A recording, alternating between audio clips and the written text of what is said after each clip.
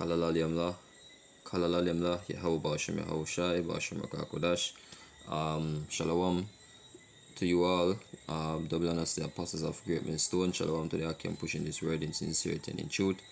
To the sisters, brothers out there that may not be a part of a camp but still still follow the truth and call upon the name of Yahweh Bashem Yahushai, Bashem Rakakodash. Men, women, and children, shalom to you, and peace and blessings to the elect of Israel. Alright, so this lesson will be a ChatGPT lesson, you know.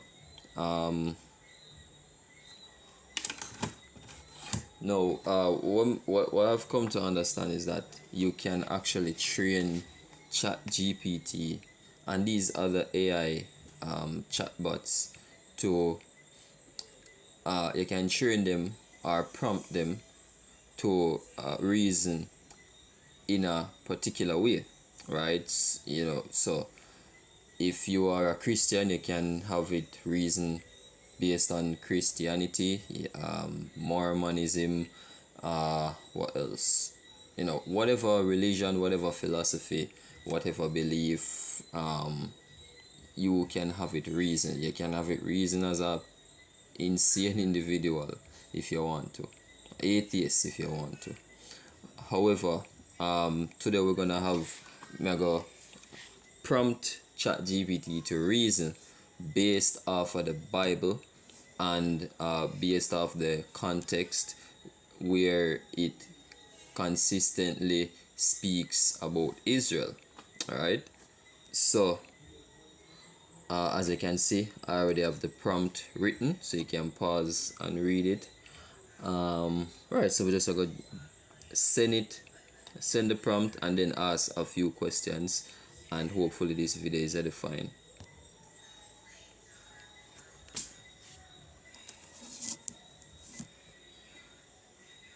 Okay, alright, so this is what the response is. Absolutely, let's reason as biblical Israelites strictly from that perspective. We will use only the 60s KJV, the Apocrypha, and NLT where helpful. Avoid Christian theology, Greek philosophy, or modern denominational views. Focus on Israelite history, culture, prophecy, laws, and salvation strictly concerning the children of Israel.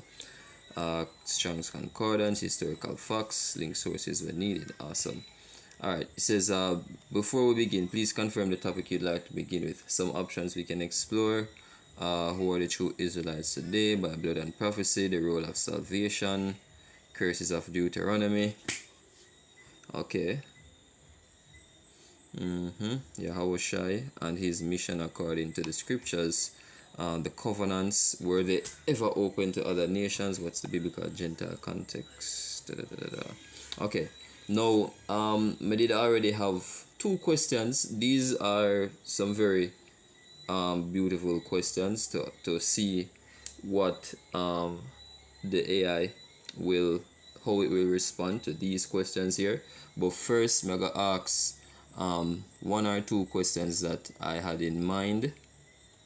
Alright, now these questions came up last camp, sat the gun.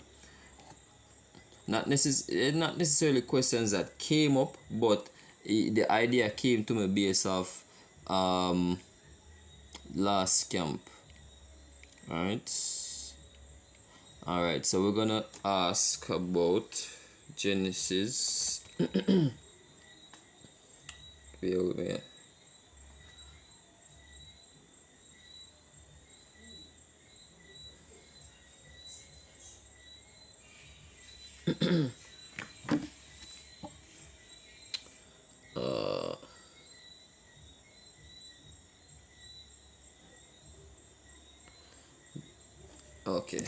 Okay.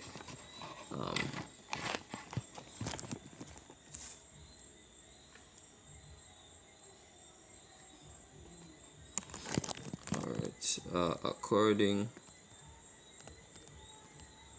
to Genesis 3 verse 15, who is the woman's seed and the serpent's seed. Let's see what them have to say. Great question. Let's break down Genesis 3 and 15 carefully from the Israelite perspective, not Christian theology. This verse is foundational for understanding two opposing lineages throughout the Bible. Alright, seems like them already they are already upon the right path. Alright, so it quotes the scripture, and I will put enmity between thee and the woman, and between thy seed and her seed. It shall bruise thy head, and thou shalt bruise his heel. Alright, so keywords to examine. Thy seed refers to the serpent's offspring, and her seed refers to the offspring of the woman. Enmity means deep hatred, hostility. Bruise thy head, bruise his heel, symbolic of a conflict with one side ultimately victorious. Alright, breakdown. From an Israelite perspective, the serpent in Genesis is not just a snake. It's symbolic of a spiritual force of deception and opposition to the Most High. But this seed is also literal, meaning the descendants of those who walk in the serpent's spirit. Specifically, the serpent seed is the lineage that opposes righteousness, beginning with Cain and continuing through Esau, Edom, Amalek, and the wicked nations. Alright, Cain is the first murderer. Alright, we have a quote, 1 John 3 and 12. Go for that quick.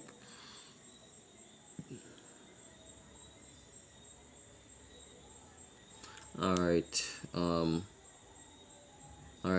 John 3 and 12, it says, not as Cain, who was of that wicked one, and slew his brother, and wherefore slew he him, because his own works were evil, and his brother's righteous. Alright, so it says, how shall I call some people of their father the devil, John 8 and 44, linking lineage with spiritual identity. Later, Esau, Genesis 25, becomes a nation. Edom, who is perpetually against Israel. I see Ezekiel 35 and Obadiah 1. I get the Ezekiel 35. Already. Alright, let's just continue. It says, the seed of the serpent can be both a bloodline and a spiritual mindset, but in prophecy it is often about real people or nations, right? And as it say, it's as I say, it's already on the right track, because it is pointing out that it point out that Esau, Edom, or Amalek, which is the same Edomite nation, or the so-called white man today, them are the wicked, them are the serpent, them are the seed of the serpent, you know what I mean? And that spirit, beginning with Cain and basically continue down to Esau, Edom today. Alright, so the seed of the serpent can be both a bloodline and a spiritual mindset, but in prophecy it is often about real people or nations. It says, okay, you are of your father the devil, and the lust of your father you will do. Alright, so now the woman's seed represents the righteous lineage through Abel, Seth, down to Noah, then to Abraham, Isaac, and Jacob, which is Israel. The woman's seed, the chosen line, ultimately the nation of Israel, and Yahushai, who comes from Judah. And just for clarification, or for edification's sake, we're gonna add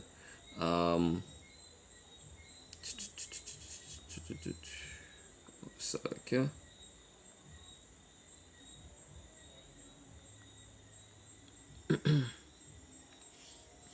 All right.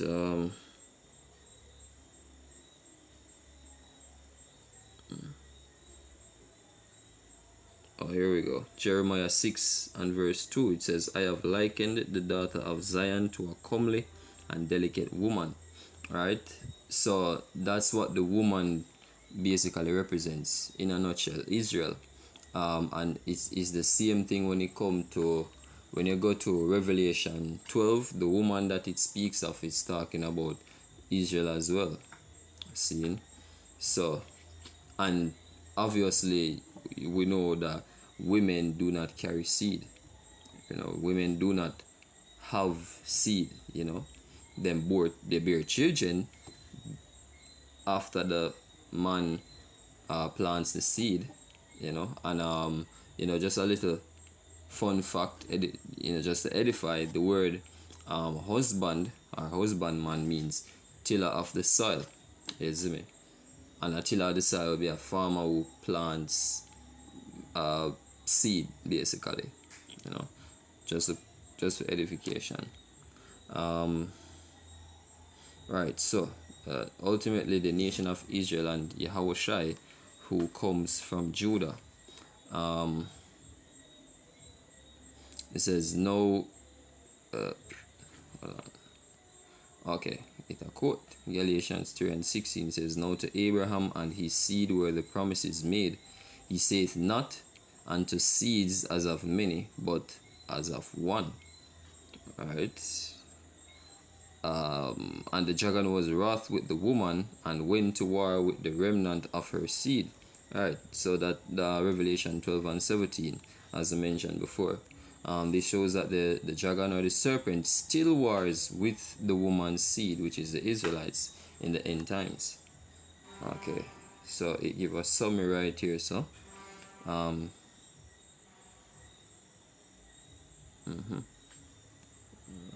spiritual identities, satanic rebellion, nature of Israel, obedience, covenant keepers. Final understanding. Genesis 3:15 is the first prophecy of the ongoing conflict between the righteous lineage, Israel, and the wicked, Esau and other nations. It finds its climax in Yahushua defeating death, which bruising the serpent's head, and the nations warring against the remnant of Israel in the end times. Okay, so this is where it go off a little bit, right? Because when it mentions I'm gonna go to it. You shall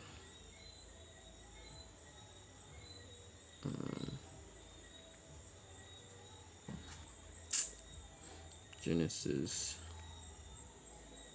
3:15.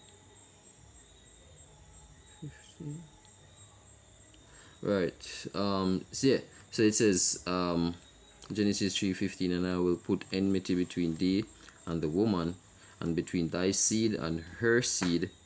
And the enmity it speaks of is going back to that conflict, that persistent conflict between Israel and Jacob. And as it says in Romans 9, it says, "The children being not yet born, but the purpose of God was set." Just to paraphrase, it basically tell you that it basically tell us here, before everything, it was already set for Israel and Esau basically be at odds, be in enmity with each other, right? And then now comes the woman, the issue with Adam and Eve, basically, and the serpent seed versus the woman seed, that go right back into Esau and Jacob as well. Now, when it go further down, it shall bruise thy head, and thou shalt bruise his heel. Now, bruising the head, it refer to Yahushai, which is our head, getting basically crucified by the Romans, you see me? And bruise his heel is referring to us basically pulling down Esau, because we basically the heel part of the kingdom right now, the end of Esau's kingdom. And if you go to Genesis 25, you get it gives you a little view, a preview of that. 25, And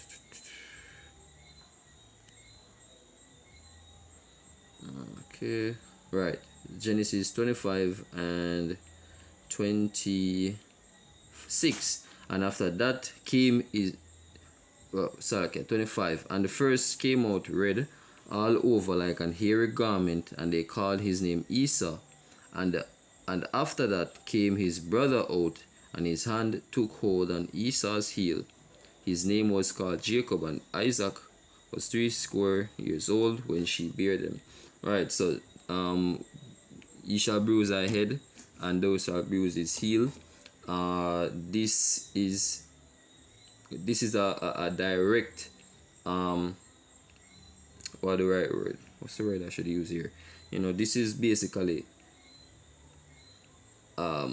this basically goes hand in hand with that prophecy. You see me? Because Esau come out first, and Jacob basically was holding on to his heel, pulling him down or pulling him back. And when you go to Second Ezra 6,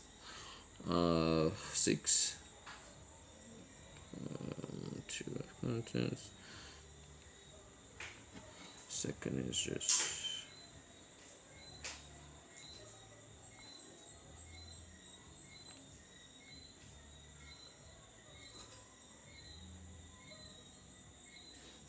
All right, here we go. Second is just 6 and verse 7. Then answered I and said, what shall be the parting asunder of the times? And when shall be the end of the first, and the beginning of it that followeth? And he saith unto me, from Abraham unto Isaac, when Jacob and Esau were born of him, Jacob's hand held first the heel of Esau. For Esau is the end of the world, and Jacob is the beginning of it that followeth. Right, so yeah, that's basically the that event, or well, I try to find the right words. Yeah, so basically that action was symbolic to us pulling down Esau, right? Israel basically pulling down or tearing down Esau's kingdom, which we are at that point in prophecy right now. Are not necessarily at that point, but we are coming to that point in prophecy right now. You see me? Where our nation, the nation of Israel, according to Ezekiel 25, where the Most High basically use Israel to pull down Esau, right? So yeah, that's what that he shall bruise thy head and thou shalt bruise his heel. That's what it represent. But as I can see right here, so them put it, they basically flip it. Right. So let's finish this up. It says, and the nations warring against the remnant of Israel in the end times. Let me know if you'd like to go further into Cain, Esau, Edom, or connect this with modern nations. Yeah. So that's it. That was the question that I wanted to ask based off of the prompt. Now, as I said before, the questions that it suggested first, I'm gonna go through these. Lord's will, I'm gonna go through these in separate videos. Alright, because I don't want to make this one too long. So with that, I say Kalalalem La, Yahweh Bashim Yahushai, Bashim Kakudash, the Blana say Apostles of Great Millstone. Hopefully this video was edifying. Shalom.